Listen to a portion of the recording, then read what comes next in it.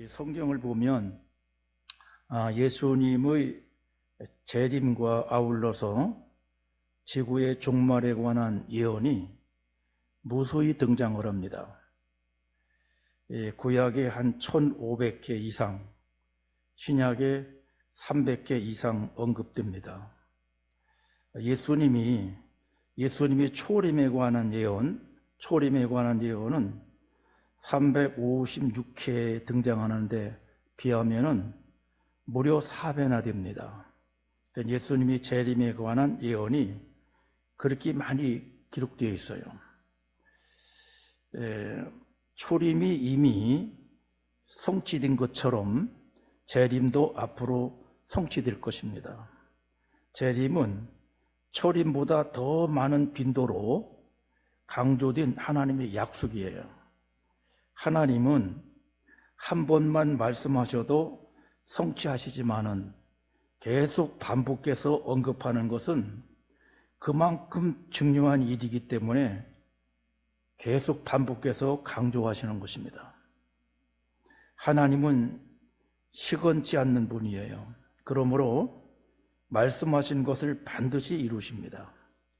전혀 오차가 없습니다. 그런데 안타깝게도 많은 사람들이 심지어 성경을 하나님의 말씀으로 믿노라 하는 성도들조차 재림에 관해 무관심 내지 설마 하고 불신을 합니다. 흔히 안전불감증이란 말을 우리가 많이 듣고 사용하고 있어요. 위험을 대비하지 않고 무방비 상태로 지내다가 큰 사고를 당하는 경우를 안전불감증이라 그렇게 말을 합니다. 종말불감증은 이보다도 더 심각합니다. 설마 하며 예수님의 재림을 불신하거나 종말을 무시하며 살다가 인생을 망칠 수가 있습니다. 다른 것은 만회할 기회가 있지만, 다시 할 수 있는 기회가 있지만은 종말을 무시하면 만회할 기회가 없어요. 영원히 멸망할 수밖에 없습니다. 그러므로 예수님의 재림을 믿고 종말을 대비하는 그런 신앙이 매우 중요합니다. 이런 신앙을 가리켜서 종말론적 신앙이라 그렇게 부릅니다. 오늘 말씀을 통해서 예수님의 재림을 준비하는 종말론적 신앙을 재정립하시기를 간절히 바랍니다. 예수님의 재림은 반드시 이루어질 대사건입니다. 십자가에 못 박혀 죽었다가 부활하신 예수님, 그리고 승천하신 예수님은 반드시 이 땅에 다시 오십니다. 오늘 본문을 보면 예수님이 부활 승천 사건이 기록되어 있는데 아울러 재림의 예언도 주어지고 있어요. 그 예언이 반드시 성취될 것입니다. 예수님이 부활하자 시리에 빠져 있었던 제자들이 힘을 내가지고 몰려들었어요. 그들이 예수님께 여쭤봅니다. 6절이에요. 그들이 모였을 때에 예수께 여쭈어 이르되 주께서 이스라엘 나라를 회복하심이 이때니까 하니. 이게 무슨 말입니까?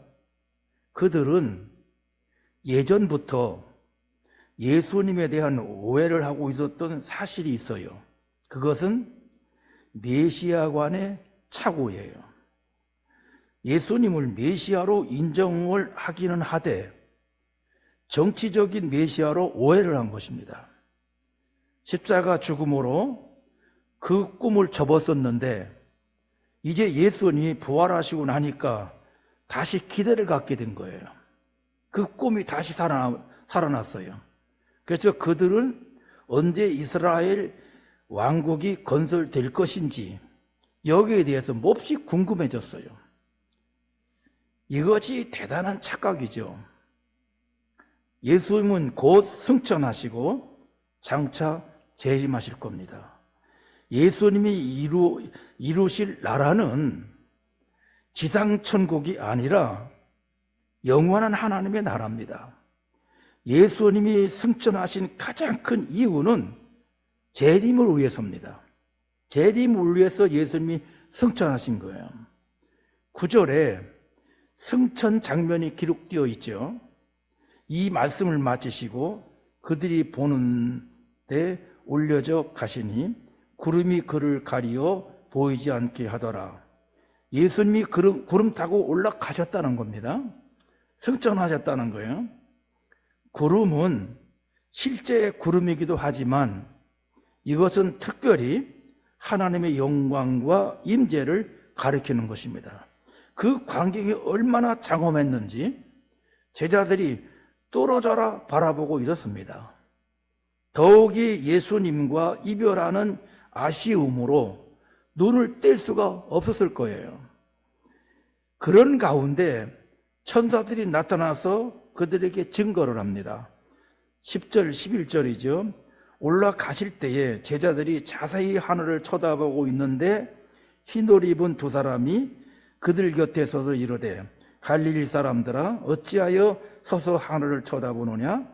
너희 가운데서 하늘로 올려지신 이 예수는 하늘로 가심 본 그대로 오시리라 하였느니라. 더 이상 멍하니 바라보지 말라는 겁니다. 너희들 더 이상 멍하니 바라보지 말라. 예수님은 이제 승천하셨고 올라간 모습 그대로 다시 오실 것임을 증거를 합니다. 장엄한 사건입니다. 예수님의 초림, 예수님의 성탄은 참 베들레헴 마구간에 낮고 천한 모습으로 오셨어요. 그런데 재림하실 때는 아주 장엄한 광경으로 오십니다. 데살로니가전서 4장 16절에 주께서 호령과 천사장의 소리와 하나님이 나팔 소리로 친히 하늘로부터 강림하시리니, 큰 호령 소리와 천사장의 소리 그리고 하나님의 나팔 소리와 함께 영광스럽고 장엄한 모습으로 오신다는 말씀입니다. 그리고 이것은 공개적인 사건입니다. 재림은 무엇보다 모든 사람들이 보는 가운데 공개적으로 이루어질 것입니다. 요한계시록 1장 7절에 볼지어다 구름 타고 오시리라. 각 사람의 눈이 그를 보겠고 그를 찌른 자들도 볼 것이요 땅에 있는 모든 족속이 그로 말미암아 애국하리니 그러하리라. 아멘. 예수님이 구름 타고 오시는 그 장엄한 광경을 한 사람도 빠짐없이 다 보게 된다는 겁니다. 어떻게 그렇게 그런 것이 가능할까? 그런 생각을 할 수 있겠지만 분명히 그렇게 됩니다. 이런 예를 한번 여러분들 생각해 보십시오. 요즘에는 인간이 만든 기술로도 생중계를 하면은 세계 구석구석에서 실시간으로 운동경기 장면을 다 함께 볼 수 있어요. 인간이 만든 기술로도 전 세계가 함께 지금 볼 수 있습니다. 그렇다고 그러면 예수님이 재림하시는 장면은 하나님의 능력으로 더 생생하게 볼 수가 있지 않겠느냐 그 말이에요. 그래서 여러분들 예수님이 만약에 다른 나라에 재림하면 한국에 있는 우리는 볼 수 없지 않을까, 그런 염려가 할 필요가 없는 것이죠. 모든 사람들이 다 함께 볼 수 있도록 오시는 것입니다. 그런데 이 재림 시기는 아무도 모르는 것입니다. 그러나 징조로 분별을 합니다. 과연 예수님이 언제 재림하실까? 가장 궁금한 상황 중에 하나입니다. 그건 아무도 모릅니다. 오직 하나님만 아십니다. 오늘 본문 7절 보십시오. 이르시되 때와 시기는 아버지께서 자기 고난에 두셨으니 너희가 알 바 아니요. 이것은 하나님 아버지의 고유 고난이기 때문에 아무도 모른다는 겁니다. 심지어 그때를 알려고 하지도 말라고 말씀하시는 것입니다. 재림은 아무도 모르는 때에 불현듯 이루어질 것입니다. 마태복음 24장 36절에도 예수님께서 이렇게 말씀을 하십니다. 그러나 그날과 그때는 아무도 모르나니 하늘의 천사들도 아들도 모르고 오직 아버지만 아시느니라. 재림의 정확한 때, 연월 일시는 우리들은 물론이지만 천사들도 예수님도 모른다고 말씀하셨어요. 그런데 어떤 사람들은 자기에게 직통 계시가 임해서 알 수 있다고 주장을 합니다. 과거 2000년 교회 역사를 보면 그런 이단자들이 줄곧 일어났어요. 이런 이단 사실을 가리켜서, 이런 이단들을 가리켜서 시한부 종말론이라 그렇게 부르는 것입니다. 우리나라에서도 그런 일이 여러 차례 있었습니다. 가장 대표적인 예는 1992년에 있었던 다미선교회입니다. 다가올 미래를 대비하라는 뜻으로서 다미선교회라고 이름을 붙였어요. 당시 이장님은 하나님이 자기에게 10월 28일 자정에 예수님이 재림할 것을 계시해 주셨다라고 주장을 했습니다. 안타깝게도 성경에 나오는 기초적인 사실을 아는지 모르는지 수많은 사람들이 미혹이 되었습니다. 교사, 공무원, 대기업 간부, 심지어는 신앙생활을 하는 기독교인들, 더 심하게 말하면 신학적인 기초가 빈약한 목사들까지도, 또 그 부인들까지도 남녀노소 가리지 않고 휘말렸어요. 제가 아는 목사 사모님도 여기에 휘말려가지고 아주 이상하게 나당기는 그런 걸 보았어요. 그때 얼마나 큰 소동이었는지 그 당일에는 흰옷을 입고 한데 모여가지고 소동을 벌이는 장면을 텔레비가 중계를 했어요. 여러분들 그 중계를 보신 분이 있는지 모르겠어요. 보시면서 무슨 생각을 했는지, 정말 올까 뭐 그렇게 하면서 그 중계를 봤는지 모르겠어요.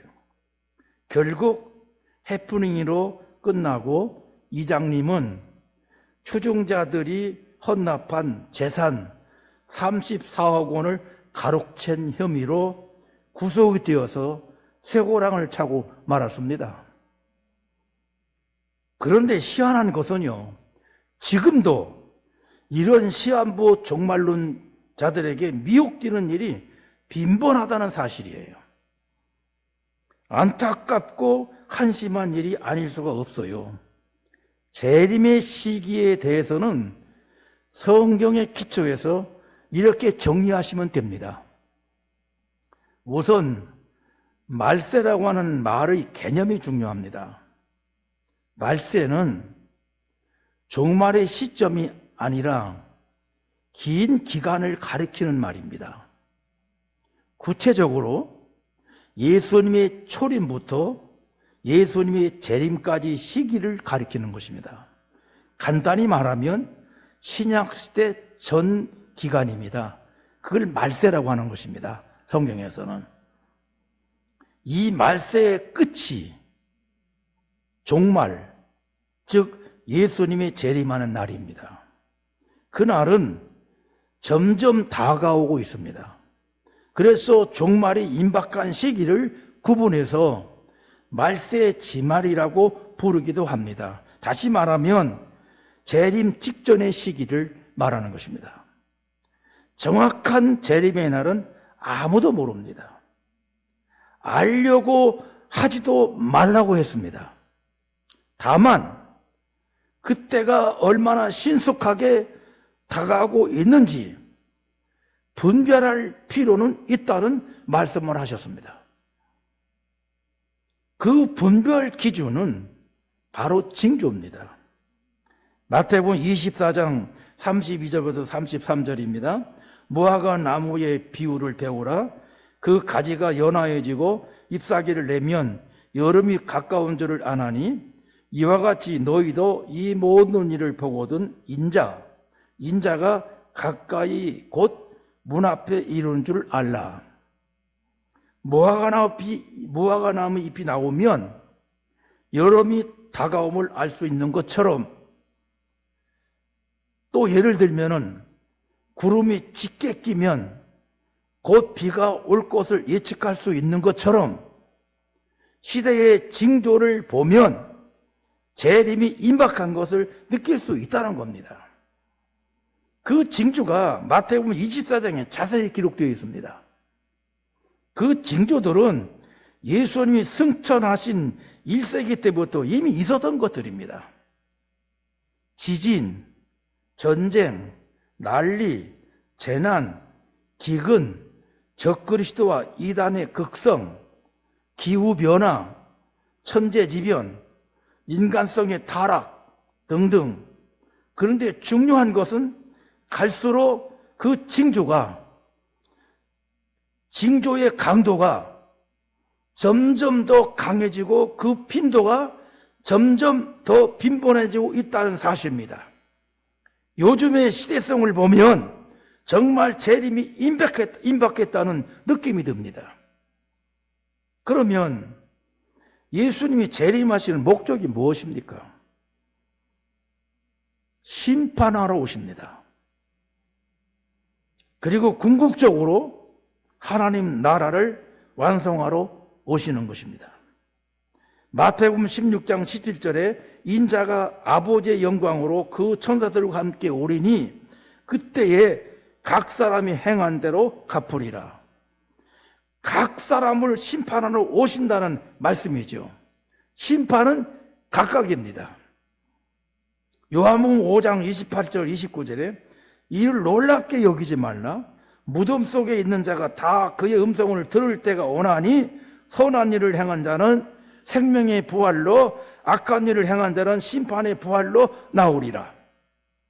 재림의 날, 예수님이 재림하는 날 무덤 속에 있는 사람들조차 예수님이 호령하는 음성을 듣게 되는 것입니다. 그때 각 사람이 신자도 불신자도 부활하게 되는데 각각 심판을 받습니다. 선한 일을 한 자는 신자를 가리키는 것입니다. 믿음으로 사는 것이 선한 일입니다. 악한 일을 한 자는 불신자를 가리킵니다. 아무리 착해봤자 인간은 다 죄인입니다. 그러므로 불신앙이 악한 일입니다. 불신앙이 죄악입니다. 신앙과 불신앙으로 각각 천국과 지옥으로 갈라집니다. 물론 개인적인 종말인 죽음을 통해 그 영혼이 천국과 지옥 내세로 들어가지만 궁극적으로 영혼뿐만 아니라 부활한 몸으로 영원한 내세에 들어가는 것은 재림의 때인 것입니다. 그러므로 재림은 우리 모든 사람 각자에게 매우 중요합니다. 무관심하면 곤란합니다. 무관심하면 큰일 납니다, 여러분. 그렇다 그러면 재림과 관련해서 가장 중요한 것은 뭡니까? 재림을 준비하는 겁니다. 성경을 보면은 깨어 있으라 누누이 말씀하시는데 그것은 절대로 잠을 자지 말라, 육신에 잠을 자지 말라, 그런 뜻이 아니에요. 영적인 긴장함을 가지라, 그런 말입니다. 그게 껴있는 것입니다. 마태복음 24장 44절에 이러므로 너희도 준비하고 있으라. 생각하지 않을 때에 인자가 오리라. 재림이 점점 다가오고 있지만 언제일지 정확한 때는 모르니까 항상 준비하고 있으라는 겁니다. 여러분, 이런 거 생각해 보세요. 학생들에게 시험 날짜를 미리 알려주면은 공부하나요? 공부하지 않나요?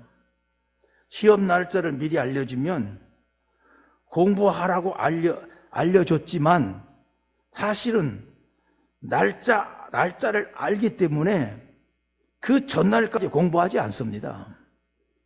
그러다가 전날 밤샘을 합니다. 평소에 공부하는 게 진짜입니다. 무슨 말인지 여러분들 이해하시죠? 항상 준비하라는 겁니다. 여러분, 많은 사람들이 인생을 잘못 사는 이유가 무엇입니까? 종말을 의식하지 않아서 그래요. 종말이 있다는 것을 믿지 않기 때문에 잘못 사는 것입니다. 재림을 의식하지 않고 죽음을 의식하지 않아서 그러는 거예요. 그저 당장만 생각하고 지금 현재 당장만 생각하고 함부로 사는 것입니다. 본문을 보면 예수님의 재림을 의식하면서 종말을 의식하면서 어떻게 살라고 말씀합니까? 쓸데없이 어느 날 재림하시나 이런 데 신경 쓰지 말고 최선을 다해서 종말을 대비하라고 말씀합니다. 그게 8절이에요, 여러분. 오직 성령이 너에게 임하시면 너희가 권능을 받고 예루살렘과 온 유대와 사마리아와 땅끝까지 이르러 내 증인이 되리라 하리라. 한마디로 증인의 삶을 살라는 겁니다. 증인이라고 하는 것은 이게 법률 용어인데 듣고 본 내용을 증거하는 사람을 증인이라고 말합니다. 그러므로 증인의 삶이란 예수님에 관해서 듣고 본 내용, 다시 말해서 예수님이 탄생, 십자가의 죽음, 부활, 승천 등 이것을 증거하는 것입니다. 나를 구원하신 그 복음을 전하며 사는 게 가장 의미 있는 일이라고 말씀하시는 것입니다. 흥미로운 것은 증인이라는 헬라어 단어에서 순교자라고 하는 말이 나왔습니다. 실제로 사도들은 물론이고 초대교회 성도들은 신앙 때문에 그리고 복음을 증거하다가 수없이 순교했습니다. 다시 증인으로 산다고 하는 것은 그 순교를 감수한다는 뜻이에요, 여러분. 오늘날에도 세계 각처에서 이런 일들이 벌어지고 있습니다. 신앙을 지키다가 복음을 증거하다가 모진 핍박을 당하고 순교를 당하는 일이 많습니다. 물론 우리가 사는 우리나라에서는 뭐 그런 일이 찾아보기가 어렵습니다만은 그러나 원리는 같습니다. 우리 성도들은 종말의 때를 의식하면서 증인의 삶을 살아야 합니다. 증인의 삶이란 구체적으로 어떤 것들입니까? 구원의 신앙을 준비하고 복음을 증거하고 더 나아가서 성화된 인격을 준비하는 것입니다. 무엇보다 구원을 확신하는 신앙이 중요합니다. 구원을 확신하는 이 신앙이 중요합니다.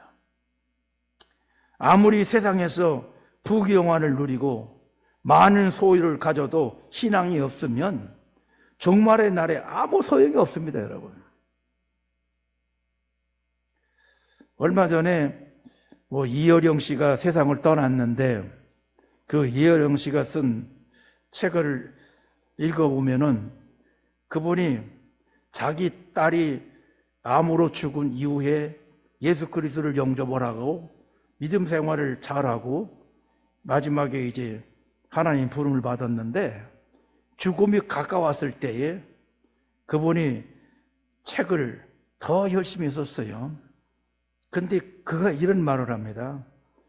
죽음과 삶이라고 하는 것은 손바닥과 손등 차이다. 손바닥 뒤집으면 손등이 되고 뒤집으면 손바닥이 되는 것처럼 죽음과 삶이라고 하는 것은 손바닥과 손등 차이라는 거예요.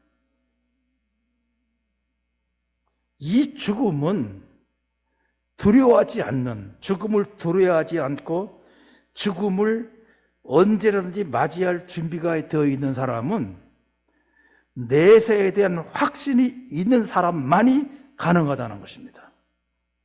내세에 대한 소망이 확실하지 않은 사람은 가능하지 않다는 거예요.